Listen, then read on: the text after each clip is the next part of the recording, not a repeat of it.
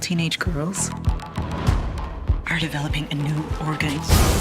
One that generates electricity. The Power is a show about what happens when almost all the women in the world develop the power to electrocute people at will.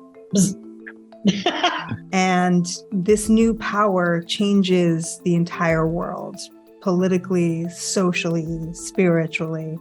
It tracks the story of 7 characters across the world and their interweaving journeys. So there's a Nigerian journalist who's doing an investigative journalism story, trying to find out what's going on. There's a gangster sort of story set in London's gangland. There's a political thriller involving Toni Collette. There's a story of an emerging religious culty leader, Southern Gothic story. So I basically tried to put all the genres into one thing and just see what happened. And what happened was I basically gave you another breakdown, right? Oh, yeah. Yeah. This power is evolution. This is not a hoax. I play a woman called Margot Cleary Lopez. She's married to this guy. We have an incredible relationship and very united at the beginning of the story.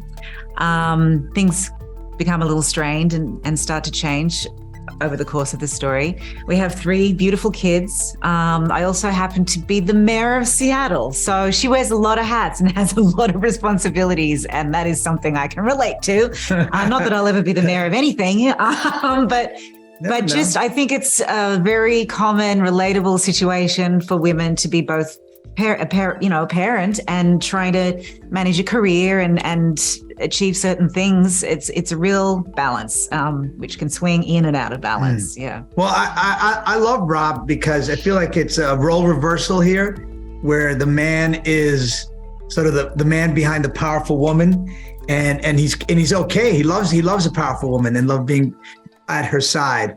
And also, like, Rob is like the new masculinity, where he's sensitive, vulnerable, and nurturing. And, I prescribe to that. What the hell was that? I don't know. Was that the same thing that happened with the microwave? Joss grows up in like a wonderfully rich household with 2 siblings. And then suddenly she gets the power and she's thrown into a world that she's not prepared for. But it brings along more safety, I believe, and the idea that and the feeling that she can protect herself.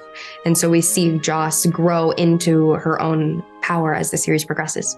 Today we have a story that's going to change the world. Tunde is an aspiring journalist, and at the beginning of the Power, we find him in Nigeria. He hasn't quite figured out what he wants to do with his life. He's working for his dad. He's, just kind of like wandering, like he hasn't really found purpose. By the end of the first episode and the second episode, I think, like he's gotten to a point where he's found this thing, he's found his passion, he's found his purpose, he's stumbled onto this story of this new phenomenon coming on, and he's ready to set out on this journey, and on this journey he'll figure himself out, he'll figure out how he wants to be, what kind of man he wants to be, and how he wants to use this new platform that he has, once he unknowingly breaks this story of women everywhere being able to electrocute people at will. It's a pretty dope story. Yeah, a little bit similar, like a young Nigerian student, also a budding journalist and best friends with Tunde, a friendship which is kind of meandering into a kind of a bit of a romantic relationship, but there's a lot of confusion at the start of the episodes. And she kind of discovers the power. She hears that there is a meeting that women are awakening their powers, and she goes on this journey, and then the power kind of crashes into her life and flips her life upside down. And then the rest of the series kind of shows how the power kind of changes her throughout the series in a really interesting way. I feel something different about her. She has done amazing things. Allie is a young 17-year-old girl who is trying to find her way around this abusive home she's been put into from the adoptive system. And when you see her get the power, at first she's a bit frantic about it because she doesn't know what to do with it. And she's thinking all these things in her head. Am I the only one? Who else has it? What is this? Where did it come from? Why me? And then the voice is a voice in her head that's basically leading her and guiding her on how to use the power and what to do with the power. Got any ID? Don't want no trouble. Smile for me. Well, you look nice when you smile. Roxy is the illegitimate daughter of the gangster Bernie Monk, who's played by the amazing Eddie Marsan. And she she is desperate to join in the family business of organized crime, but he doesn't let her, mainly because she's a woman and he thinks that she's too emotional. So he keeps her at an arm's length. But then when she witnesses this incredibly traumatic event that happens to someone close to her, she realizes she's got this power, and the world starts to change and women become, the more dominant sex. And Bernie realizes that there's kind of a place for her in the business after all. Helen is smart and savvy and I'll say stylish. But, she's a strategist. So her job really is to be, 15 steps ahead of Margot, Mayor Cleary Lopez, and to really get a handle on what this new power is. How do we try to control it or shape it or get ahead of it or spin it in a way that, that is safe for our society? And I think it begins to grow out of her control. And throughout the series, I think her methods become more and more intense as far as trying to both elevate Margot and our political aspirations, as well as get a handle on what the power can do. She is the first lady of Carpathia, but in real truth, she's a sex trophy wife to a dictator. She used to be, as a kid, she used to be a professional sport in gymnasts, Olympic. She lives basically in a cage. She never leaves the palace. She's not allowed to speak, feel, or think, but she has all the nicest stuff in the world. I think you have to say to yourself, do I think that women are better than men?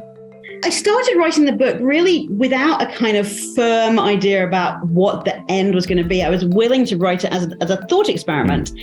I couldn't find a way to introduce more violence into the world and for that not to end up corrupting some people. And I think for me, during the writing of the book, I felt like I had understood something about power. Power wants to accumulate around itself. The more power you have, the more power you want, the more you end up being used by power to accumulate more of it. So I think these are pressures that all the characters in the story feel. In the end, I don't think that women are better than men.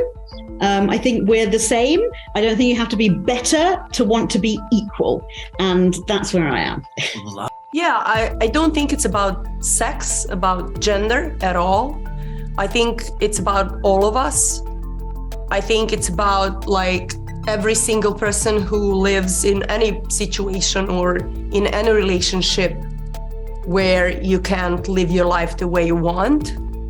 And I think one of the major questions series asks is in life, do you want to be a passive viewer or an active member of the game?